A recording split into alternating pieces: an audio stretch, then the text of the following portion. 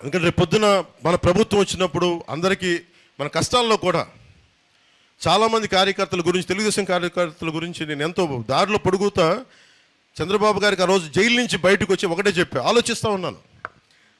Jail బయట నుంచి ఆయన కలిసి బయటకు వచ్చి గేటుకు వచ్చే లోపు నేను ఒకటే ఆలోచించాను, ఏం చెప్పాలి. అందరిలాగా చాలా తెలివిగా కూర్చొని మంచిది, ఆయన త్వరగా బయటికి జైలు నుంచి రావాలని కోరుకుంటున్నాను అని చెప్పి కూడా వెళ్ళిపోవచ్చు. ఆ తెలివితేటలు కూడా నా దగ్గర ఉన్నాయి. అలా ఉంటే మీరు ఎలా ఉంటుందో ఆలోచించండి. నేను ఆ తెలివితేటలు చూపించలా.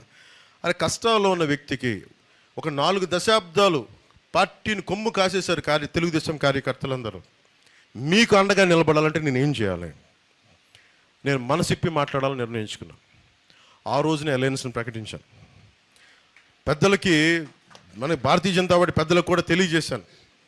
అదేదో నిజంగా మనకు ఆంధ్రప్రదేశ్ ఇబ్బందులు చూసి నేను చేయాల్సి వచ్చింది, పెద్ద మనసుతోటి సహకరించండి అని చెప్పాను. పాపం వాళ్ళు సమయం తీసుకున్నారు. పెద్ద మనసుతోటి అమిత్ షా గారు ముందుకు వచ్చి, జేపీ నడ్డా గారు ముందుకు వచ్చి మనస్ఫూర్తిగా మీరు గెలవాలి అని చెప్పి వాళ్ళు కూడా భాగస్వామ్యం తీసుకున్నారు ఈరోజు. సో నేను కోరుకుంటుంది, మన ప్రభుత్వాన్ని స్థాపిస్తున్నాం. టీ టైం ఉదయ్ శ్రీనివాస్ గారిని గెలిపించవలసిందిగా మనస్ఫూర్తిగా కోరుకుంటున్నాను. అలాగే వర్మ గారు కొంచెం మీరు ముందుకు రావాలి. ఈయన ఒక మాస్ లీడర్. నాకు ఈయనతోటి నాకు బాబు నువ్వు కూర్చో, నాకు కనిపించలేదు. నాకు ఈయనతోటి నచ్చుద్ది. ఈయన ముఖస్థితి లేకుండా మాట్లాడతారు. ఈయన అలాంటి వాడు నిలబడితే ఎంత గట్టిగా నిలబడతాడో నాకు తెలుసు. వారి అబ్బాయికి కూడా మనస్ఫూర్తిగా ప్రత్యేకమైన కృతజ్ఞతలు. జూనియర్ వర్మ గారికి. కృష్ణరాజు గారు మీరు రండి. కృష్ణరాజు గారికి కూడా పాప ఆయన కూర్చొని పెద్ద మనసుతోటి సహకరించి ఈ రోజున ఈ పొత్తుని ముందుకు తీసుకెళ్తాను మనస్ఫూర్తిగా ధన్యవాదాలు తెలుపుకుంటూ, ముఖ్యంగా వర్మ గారికి నియోజకవర్గం నా గెలుపు మీ చేతుల్లో పెట్టాం.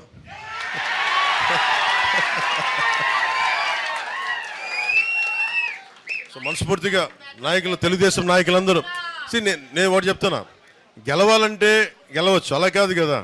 గెలుపు చిరస్థాయిగా ఉండిపోవాలి, మర్చిపోయేలా భారతదేశం ఏదో మీరు గుర్తుపెట్టుకోండి. మన జగన్ ఏం చేశారు చెప్తాను.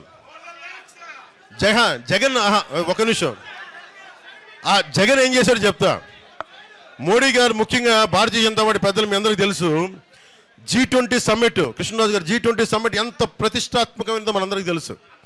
అలాంటి సమయంలో ఆయన డిస్టర్బ్ చేయడానికే చంద్రబాబు నాయుడు గారిని అరెస్ట్ చేశారు. అది చాలా ఆవేదన కలిగించింది పెద్దలందరికీ. అలాంటి సమయంలో కూర్చోబెట్టి మనం తీసుకున్న నిర్ణయం ఈరోజు మనందరినీ కల్పించింది. దీని ఫలితాలు సాధిద్దాం, గుర్తుపెట్టుకుందాం. ఏం లేదు, ఈ విజయం పిఠాపురం నా ఒక్కడి విజయం కాదు, మనందరి విజయం. వర్మ గారి విజయం, కృష్ణరాజు గారి విజయం, మన టీ టైం ఉదయ్ శ్రీనివాస్ విజయం, మన జనసేన కార్యకర్తల విజయం, తెలుగుదేశం కార్యకర్తల విజయం, తెలుగుదేశం సోదరుల విజయం, వీర మహిళల విజయం, భారతీయ జనతా పార్టీ నాయకుల విజయం. ఇది మనందరి సమిష్టి విజయం. దిగ్విజయంగా ఉండాలని చెప్పి తెలుగుదేశంకి జయము జయము, భారతీయ జనతా పార్టీకి జయము జయము, జనసేన పార్టీకి జయము జయము, ప్రజలకి దిగ్విజయం కలుగు కాక. జరిగినాయో ఒక 2 మాటలు చెప్పకపోతే, నేను పిఠాపురంలో పనిచేసి పిఠాపురం అభిమానుల యొక్క అభిమానాన్ని చూరుకున్న పవన్ కళ్యాణ్ గారికి, అలాగే పిఠాపురం యొక్క జనసైనికులకి, పౌరులకి నేను కృతజ్ఞత చూపించినట్టు అవుతుంది. సో వాళ్ళ కోసం ఈ 2 మాటలు మాట్లాడుతున్నాం. సో పవన్ కళ్యాణ్ గారు పిఠాపురంలో మమ్మల్ని పనిచేయమన్నారు.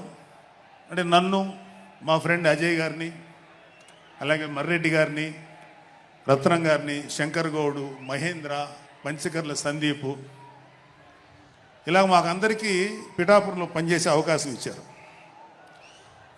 మేము పని మొదలెట్టిన తర్వాత మాకు అర్థమైంది ఏంటంటే, పవన్ కళ్యాణ్ గారికి ఆల్రెడీ ఇక్కడ విజయం ఖరారైంది. మనం ఓన్లీ పని చేస్తున్నట్టుగా ఉండడమే తప్ప మనం కొత్తగా చేయాల్సిన పని ఏమీ లేదు అని చెప్పి నాకు అర్థమైంది. నాకే కాదు మా అందరికీ అర్థమైంది. సో మేము దీన్ని ఎంత గొప్ప అదృష్టంగా తీసుకుంటున్నామంటే, పవన్ కళ్యాణ్ గారు మీరు పని చేసేటువంటి మేము ఇక్కడ ఏదో పని చేసాం అనే తృప్తి మాకు ఇవ్వటం కోసం ఆయన మమ్మల్ని అపాయింట్ చేశారు తప్ప ఆయన గెలుస్తారన్నది, ఆయన అఖండ విజయం సాధిస్తారని ఆయనకు ముందే తెలుసు. కానీ ఆ సాటిస్ఫాక్షన్ మాకు ఇవ్వడం కోసం మాకు ఈ అవకాశం ఇచ్చారు. అయితే అది మా అదృష్టంగానే ఫీల్ అవుతున్నాం. చంద్రుడికో నూలు పోగులాగా ఆయన పడిన కష్టానికి ఒక చిన్న పని చేసామనే తృప్తి అయితే మాత్రం మాకు నిజంగానే ఉంది. అయితే ఇక్కడ పిఠాపురంలో పవన్ కళ్యాణ్ గారు అఖండ విజయం సాధించడానికి 2 ఫ్యాక్టర్స్, 2 ఇంపార్టెంట్ ఫ్యాక్టర్స్. ఒకటి మన ప్రెసిడెంట్ జనసేనాని పవన్ కళ్యాణ్ గారు అయితే, రెండో ఫ్యాక్టర్, నాటి వ్యక్తి ఫ్యాక్టర్ పిఠాపురం జనసైనికులు, పిఠాపురం పౌరులు, పిఠాపురం ఓటర్స్. వీళ్ళిద్దరూ లేకపోతే మేము ఎంత ఏమి చేసినా ఏం ఉపయోగం లేదు. సో మాలో ఎవరైనా ఇంకెవరైనా సరే పవన్ కళ్యాణ్ గారి విజయానికి నేనే దోహదపడ్డాను అని ఎవరన్నా అనుకుంటే అది వారి కర్మ, అంతకంటే ఏం చేయలేం.